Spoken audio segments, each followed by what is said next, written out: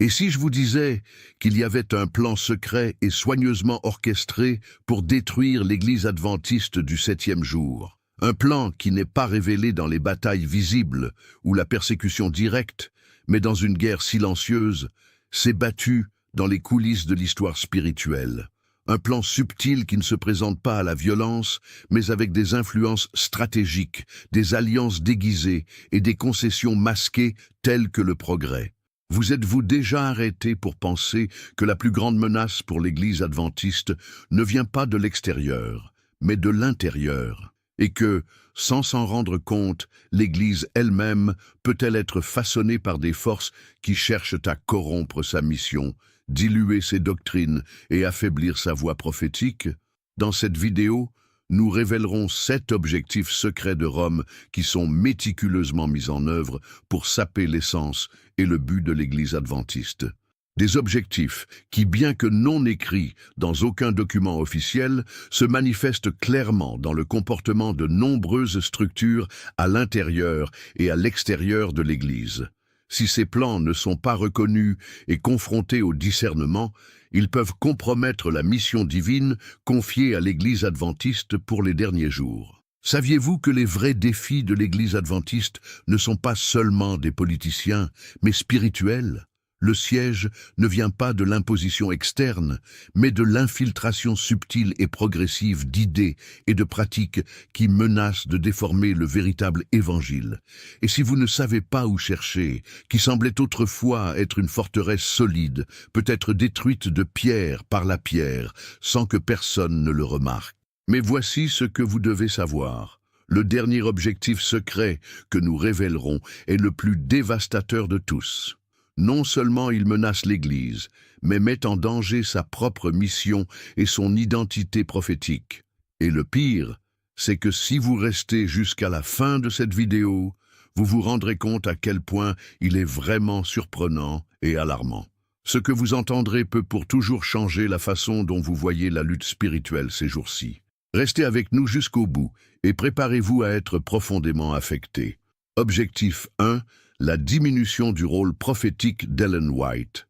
L'un des premiers objectifs des premiers et les plus insidieux de Rome pour détruire l'Église adventiste du septième jour est d'attaquer et de réduire le rôle prophétique d'Ellen White. La figure d'Ellen White est au cœur de l'identité de l'Église adventiste, car ses écrits sont considérés comme une lumière supplémentaire aux Écritures, fournissant une orientation spirituelle et doctrinale. Depuis le début du mouvement, ses visions et ses écrits ont contribué à façonner la compréhension théologique de l'Église, établissant des principes fondamentaux qui guident la mission adventiste à ce jour. Cependant, Rome, réalisant l'impact de la voix prophétique d'Ellen White, cherche à la décrire lentement. En transformant vos écrits de révélation divine en réflexions ou suggestions inspirantes simples, la base doctrinale est affaiblie sur laquelle l'Église adventiste est soutenue. Cet effort peut être subtil, initié par la critique déguisée en études académiques ou par la promotion d'un environnement où l'autorité d'Ellen White est traitée avec dédain. Lorsque la voix prophétique est réduite au silence, l'Église perd sa clarté dans sa mission, sa base de foi s'affaiblit et est vulnérable aux fausses doctrines qui surviennent en période de confusion spirituelle. Le vrai message d'Ellen White, qui a toujours indiqué la fidélité aux Écritures et le retour du Christ, devient une cible facile des distorsions. Par conséquent, diminuer le rôle d'Ellen White n'est pas seulement une attaque personnelle sur elle, mais une tentative de déstabiliser l'essence même de l'Église adventiste. Objectif 2. La promotion de l'unité œcuménique à tout prix. La promotion de l'unité œcuménique elle-même n'est pas un mauvais objectif. Jésus, dans sa prière dans Jean 17, a demandé à tous ses disciples d'être un. Cependant, ce que Rome cherche, c'est une unité qui nécessite le sacrifice des vérités centrales de la foi adventiste. La proposition d'une unité parmi les diverses confessions chrétiennes est séduisante, mais elle devient dangereuse quand elle oblige les adventistes à abandonner leurs principes distinctifs au nom d'une paix religieuse superficielle. Dans l'effort de rejoindre un mouvement œcuménique, de nombreux adventistes pourraient être tentés d'adoucir les doctrines qui dénoncent toujours le pouvoir de Rome comme la marque de la bête, le sabbat comme le vrai jour du culte et du jugement d'enquête. Une unité qui ignore ces vérités, qui sont fondamentales pour la mission de l'Église adventiste, n'est pas une véritable unité, mais une conformité à un système religieux qui dilue le message prophétique. Cet objectif secret de Rome essaie de séduire l'Église adventiste pour s'éloigner de sa mission, pour proclamer les vérités finales et les accepter dans un espace où tous les chemins deviennent également valables. Cette unité ne vient pas de la vérité, mais de l'omission. Et en cherchant cette unité, l'Église perd son rôle de voix qui proclame les derniers messages d'avertissement avant le retour du Christ. Objectif 3. D'évaluation du sabbat comme signe prophétique. Le sabbat est l'un des piliers fondamentaux de la foi adventiste, un signe éternel du pacte entre Dieu et son peuple. Pour l'Église adventiste du 7e jour, le sabbat n'est pas seulement une journée de repos physique, mais un rappel sacré de l'autorité de Dieu en tant que créateur et justifié. Cependant, l'un des objectifs secrets de Rome pour affaiblir l'Église adventiste est de dévaluer le sabbat, de le traiter comme une tradition à l'ancienne ou quelque chose qui peut facilement être remplacé le jour, comme dimanche. Ce changement subtil ne consiste pas seulement à changer du jour au lendemain, mais à l'abandon du sens profond que le samedi porte. Rome a travaillé au cours des siècles pour saper le rôle du sabbat dans les Écritures, le remplaçant par une journée de repos qui a des racines dans les décrets politiques et non dans des principes divins. La tentative de dévaluer le sabbat est, en fait, une attaque contre l'identité spirituelle de l'Église adventiste. Ce faisant, le témoignage d'obéissance à Dieu est affaibli et le lien direct avec la vérité révélée dans les Écritures. Pour les adventistes, le samedi n'est pas négociable. Il est une marque de loyauté envers le Créateur et une mémoire constante que le salut vient de Dieu, pas de l'homme. Lorsque cette vérité est minimisée, l'Église perd l'un de ses piliers doctrinaux les plus importants, devenant vulnérable à l'acceptation des pratiques contrairement à la parole de Dieu et finalement à l'imposition de la jalon de la bête. Par conséquent, la dévaluation du sabbat n'est pas seulement un changement religieux superficiel, c'est une attaque directe sur la base de toute foi adventiste. Objectif 4. Vidange de l'identité restante. L'identité restante est une caractéristique essentielle de l'Église adventiste du 7e jour. Depuis sa fondation, l'Église s'est considérée comme le peuple élu de Dieu pour proclamer les messages finaux avant le retour de Christ. Cet appel n'est pas un label vide, mais une mission divine avec un but spécifique, être fidèle aux enseignements de Dieu malgré les pressions culturelles et religieuses du monde. Cependant, l'une des tactiques les plus subtiles à saper la mission de l'Église adventiste est la vidange de cette identité restante. Rome, par des pressions internes et externes, cherche à diluer cette vision claire de la séparation en le remplaçant par un langage plus inclusif et œcuménique. Lorsque l'Église adventiste cesse de se voir comme le reste fidèle, avec une mission prophétique unique et urgente, elle perd la force et la motivation spirituelle qui la distingue des autres dénominations. La tentation d'adopter une approche plus courante et d'accepter les doctrines des autres groupes peut affaiblir la conviction des membres, ce qui les rend moins attachés à la vérité biblique. Vider l'identité restante est une stratégie pour effacer le sentiment d'urgence et de responsabilité qui doit accompagner l'Église dans sa mission. Sans cette identité, l'Église adventiste ne deviendrait qu'une autre dénomination parmi beaucoup, perdant son rôle vital de voix qui proclame la vérité prophétique de la fin des temps. La préservation de cette identité est cruciale pour que l'Église continue de réaliser sa mission de préparer le monde au retour du Christ. Objectif 5. Substitution du message prophétique des 3 anges par des causes humanistes.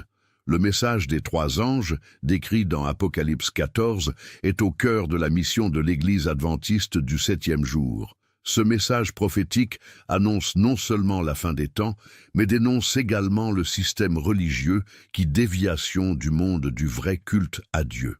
Cependant, l'un des objectifs secrets de Rome est de détourner l'Église adventiste de ce message clair et urgent, le remplaçant par des causes humanistes plus génériques telles que la justice sociale, la durabilité et les actions pour l'environnement. Bien que ces causes soient d'une grande importance, elles ne peuvent pas remplacer l'orientation prophétique et spirituelle de la mission adventiste. Lorsque l'Église commence à échanger des messages des trois anges pour des raisons sociales ou politiques, elle détourne son attention de ce qui compte vraiment au dernier jour, la proclamation de la vérité biblique et l'avertissement concernant la marque bête, le jugement d'enquête et la fidélité à samedi. La véritable mission de l'Église adventiste est de préparer les gens au retour du Christ, et cela ne peut être fait que par la proclamation fidèle des messages que Dieu a révélés. La tentation de s'impliquer dans les causes humanistes, bien que louable, peut masquer la vérité prophétique et diluer l'identité unique de l'Église. Le remplacement de l'orientation prophétique par des raisons sociales affaiblit non seulement la mission de l'Église, mais détourne également l'attention de la véritable lutte spirituelle qui doit venir lorsque l'humanité sera testée par la fidélité à Dieu dans ses commandements. Objectif 6. Infiltration des doctrines, contrairement à la foi adventiste. Un autre objectif stratégique de Rome est d'infiltrer les doctrines contraires à la foi adventiste lentement et subtilement, d'affaiblir les fondations doctrinales de l'Église. Beaucoup de ces doctrines ont été déguisées en nouvelles interprétations modernes et inclusives qui semblent attrayantes, mais sapent en fait la pureté du message biblique et l'esprit de prophétie. Le relativisme biblique, le spiritisme et l'idée du salut universel ne sont que quelques exemples d'idées qui peuvent être infiltrées dans l'Église, mettant en danger la clarté de la doctrine adventiste. Ces doctrines contredisent les principes fondamentaux, tels que l'interprétation littérale des Écritures et la croyance dans un jugement d'enquête qui détermine le destin éternel de chaque personne. Lorsque ces idées commencent à être acceptées, même si progressivement, elles génèrent de la confusion dans l'esprit des fidèles, affaiblissant leur confiance dans la vérité. Le processus d'infiltration de mauvaises doctrines est souvent discret, en commençant par des débats théologiques qui semblent inoffensifs, mais qui au fil du temps conduisent à de graves déviations dans la foi. L'Église doit être vigilante contre ces influences qui cherchent à redéfinir la vérité biblique plus de manière flexible et acceptable pour le monde moderne. Pour l'Église adventiste, la pureté doctrinale est essentielle et toute tentative de le diluer avec des idées contraires aux Écritures doit être fermement résistée. Maintenir la fidélité à la parole de Dieu est ce qui garantit que l'Église continue de remplir sa mission prophétique. Objectif 7. Silençage des voix fidèles à l'esprit de prophétie. Le silence des voix fidèles à l'esprit de prophétie représente l'une des attaques les plus dangereuses et subtiles que Rome utilise pour affaiblir l'Église adventiste. Ceux qui restent fermes dans le vrai message biblique qui défendent les doctrines centrales révélées à Ellen White deviennent souvent des cibles d'accusations de radicalisme ou de fanatisme. Au lieu d'être considérés comme des défenseurs de la vérité, ces voix sont souvent décrites et marginalisées au sein de l'Église elle-même. L'objectif de Rome et d'autres influences externes est de créer un environnement où les membres de l'Église adventiste se sentent gênés ou inconfortables pour maintenir leur position prophétique claire. Ils sont appelés divisions ou excessivement rigides, alors qu'en fait, leur résistance est essentielle à la préservation de l'intégrité de la foi adventiste. Lorsque ces voix fidèles sont réduites au silence, l'Église perd la force de sa mission et sa capacité à dénoncer les distorsions de la vérité qui imprègnent le monde religieux et laïque. Le rôle du gardien de la vérité n'a jamais été aussi crucial que dans les derniers temps, où la tentation de se conformer à la société grandit. Mais ceux qui restent fermes dans le message de l'esprit de prophétie sont essentiels pour garder l'Église dans la bonne direction, la préparant au retour du Christ. Faire taire ces voix est un pas vers l'affaiblissement de l'Église et l'abandon de sa mission prophétique. Il est donc essentiel que chaque membre de l'Église adventiste reconnaisse l'importance de soutenir ceux qui défendent la vérité, même lorsqu'ils les mettent en désaccord avec des idées populaires ou des pressions externes. Maintenant que vous connaissez les 7 objectifs secrets qui cherchent à déstabiliser l'Église adventiste, il est impossible d'ignorer la réalité qui nous est saisie. Ce n'est pas un avenir lointain, mais une bataille spirituelle qui se produit en ce moment lorsque vous regardez cette vidéo. Les forces qui tentent d'éroder la mission de l'Église adventiste sont réelles, et ils avancent tranquillement mais stratégiquement.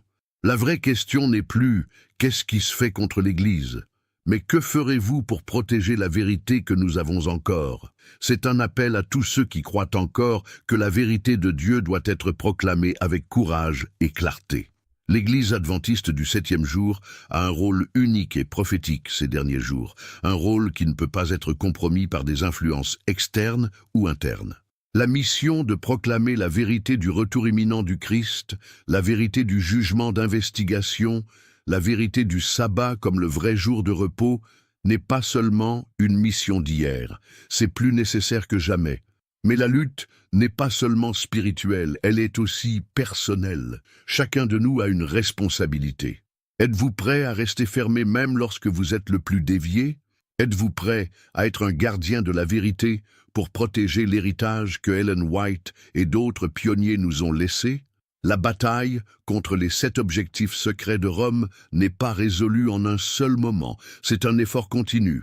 Et cela commence avec chacun de nous, faisant notre part. Par conséquent, nous ne pouvons pas être silencieux. Il est maintenant temps d'agir. Si vous êtes quelqu'un qui apprécie la vérité biblique et reconnaît l'urgence de notre mission, je vous invite à agir. Comme cette vidéo, partagez avec vos amis et votre famille et abonnez-vous à la chaîne afin de continuer à recevoir du contenu comme celui-ci. Ne laissez pas la vérité être réduite au silence. Ce faisant, vous renforcez non seulement votre propre foi, mais cela aide également à diffuser le message qui doit être entendu par tout le monde. Le temps s'épuise et la vérité ne peut pas être noyée. C'est le moment de joindre leurs forces, de rester ferme et de se déplacer comme une église de mission. Ne vous attendez pas à ce que les autres fassent ce que vous pouvez faire aujourd'hui. Partagez cette vidéo, activez la cloche afin de ne pas perdre de contenu futur et de commettre, de cœur, d'être une voix forte et fidèle au milieu de l'obscurité de ce monde. Ensemble, nous pouvons garder la flamme de la vérité. L'avenir de l'Église adventiste et du monde dépend de chacun de nous.